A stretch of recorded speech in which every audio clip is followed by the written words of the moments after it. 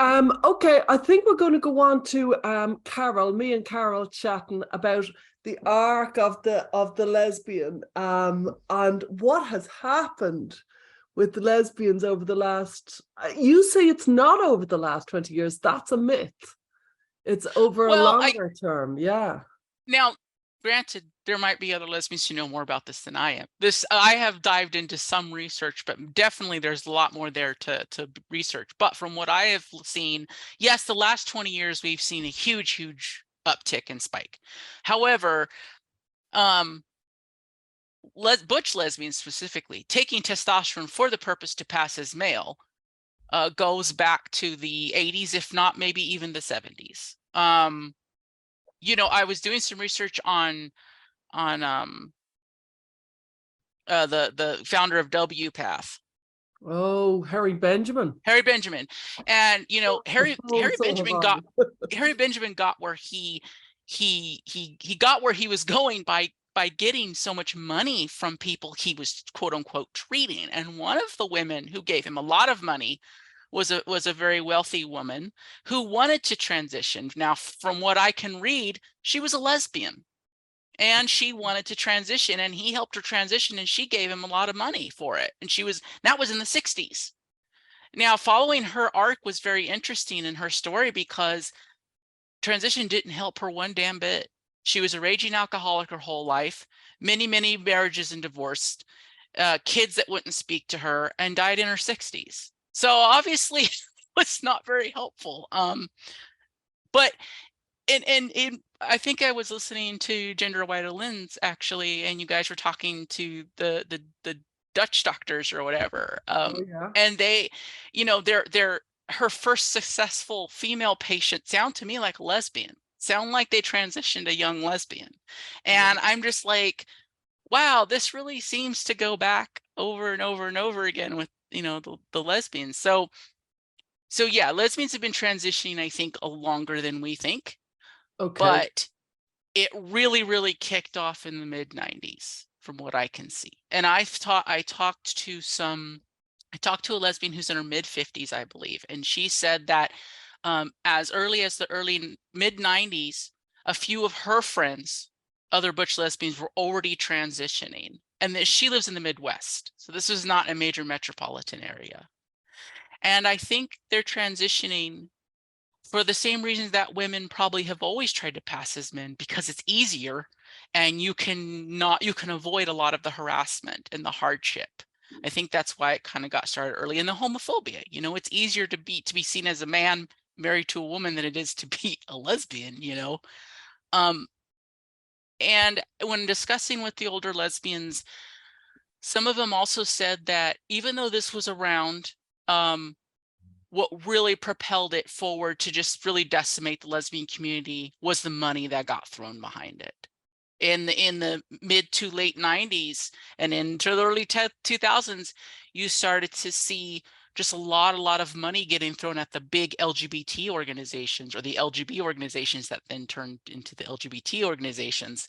And these organizations they're the ones that would go into the community, that would go into schools, that would, be on TV, that would be in the media, and they just perpetuated this idea of transition. And I feel like transition is such a catch for gender nonconforming homosexuals, because Well, yeah, it really, that's because of society, I would anticipate. Is it? yeah, I mean, speaking for myself, it was very easy to believe that I had the brain of a male in a female body, because I had been kind of told that since I was 4 years old, when I would throw fits over not wearing dresses or not acting feminine, or, I got shit from my mom. I got shit from my family. I got harassed by peers at school. I was always told I was behaving, acting, trying to be a boy. And So what when should I'm we do with these so little so when girls? I'm Yeah. 21 and I come across a friend of mine, a butch lesbian, saying, "Oh, I don't identify as a lesbian anymore. I'm a trans man." And I go, "What's that?" And she says, well, I have the brain of a man in the woman's body, and this is why, and I ticks all those boxes, I go, oh, this explains everything. And I think the aha moment is such a powerful moment. And I think most lesbians have that aha moment. Oh, this is why I'm wrong. This explains why I'm wrong. And Yeah. this goes young or old, doesn't matter. And may I say, like, it's such a psychologically alluring idea. There is one problem. One problem. Yeah, Oh, it's isn't it so nice to just pleasant. have Yeah. one problem that you can fix? Rather than the 18 problems that are messy and intertwined and not so easily, to the idea that there's one problem for all my disease and it can be fixed. Yeah. And I really want people to understand that this has decimated the lesbian community. This has been extremely, extremely hard on us. And it's been going on for 20 some years. I mean, the first huge influx happened in the late 90s to early 2000s. And that's when I first heard about it. And even as early as, 2004, there's a San Francisco, it's called the San Francisco Gate or something. It's a magazine up there, a publication. They ran a huge piece about the phenomenon of butch lesbians transitioning. At the time, so people have told me about this. I wasn't there, and I'm sure lots of people here weren't there. Were you all kind of talking about, not you all, but like were lesbians talking about, God, loads of people are transitioning, or was there this kind of belief into trans men, gender ideology? I just can't imagine what the conversations were like. Oh, there's another one gone. Oh, there's another one. It is weird because there's also was a huge generational divide that happened. I don't know why it happened. I mean, but the lesbians that would have been, doing their activism and being very active during the 70s and 80s, those of us who were born in, who grew up as teenagers in the 90s and came of age in the early 2000s, there's just this huge divide, and I don't know why, but there was. And so the older lesbians are looking at the younger lesbians doing all this, pretty much spotting what was happening. Oh, yeah, we know why they're doing this. Internalized homophobia and misogyny, obviously. But the young lesbians are doing the whole, you just don't understand us, man. This is the new thing. This makes sense. And I think there was that kind of,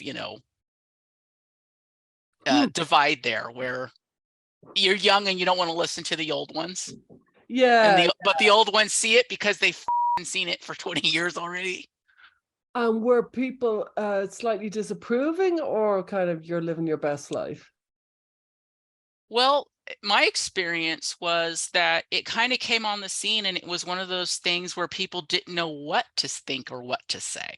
It was kind of one of those things where you were still kind of, and it's fair to say that homosexuals who transition have been around for years in the community too, but just very minimally. But we've all known that one really effeminate gay dude who transitioned, and everybody knows why he transitioned, and he's still part of the community though. Or that really butch lesbian who transitioned, and she's still around, she's still in lesbian spaces. That's Jen. Everybody will still call her Jen, even though she goes by Jim now. Not this huge big deal. And I think that kind of point of view, when the young ones just started to really transition and take this up, they kind of went, oh, okay. But they were like, kind of maybe, oh, I don't know, this is a lot of them. But I think it just kind of opened the door. There was acceptance of it because you were already accepted them to a certain extent. But everybody thought it would stay minimal, and it didn't. It blew up. And social media obviously really expanded that. And it seems to have really, really impacted. I'd say it's very hard to be a young lesbian now. I'd say the numbers are really reduced. Well, I mean, it's funny, in the research I've done, like I'll come across articles, and like, that one article from like, there's a big New York Times article from 2007 on this too, about butch lesbians transitioning and the impacts on their families and everything. So in this article, there's this lesbian, this butch lesbian, who is a professor at some big college in like women's studies, right? And I'm like, she did this really good point in the article. So I went and Googled her, looked at her up. Guess what? Well, she's She's trans. trans, man. This happens to me every time. Good luck finding a butch lesbian who exists anywhere now at all. They all transitioned. And there seems to be a phenomenon. I think some people overstate, the younger girls, because there seems to be a phenomenon among middle-aged lesbians transitioning. Is that right? I just seem to notice it. I don't know if I'm right or wrong.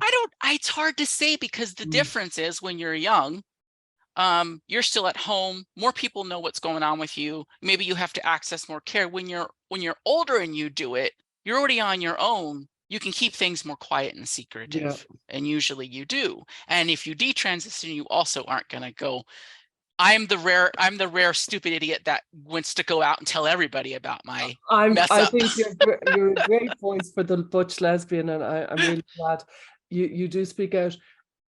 Have you any words of advice before we go out into the bigger group now to the young pre-lesbian little butch girl? Is there, other than role models, which I get, yes, definitely role models. But it's hard when they all transitioned, right? Yeah, very. And obviously not all, but I'm saying if you're going to go like publicly, like if you look up a writer, an actress, a musician, like anybody who's ever been somewhat visible as a butch lesbian, good luck finding one. They pretty much all transition. And then just within the lesbian community, how many lesbians are even calling themselves lesbian anymore? You got all the non-binary, queer, no one's admitting to be a lesbian anymore. Oh my God. So there's that. And I mean, it just impacts the whole community really significantly. And I think, Max Robinson did a really good job in her book. I gotta plug it any chance I get. Yeah. Okay, so she did a really good job in this book explaining how when a butch lesbian transitions, she's not just doing that to herself, she is doing this to the community too, because she took away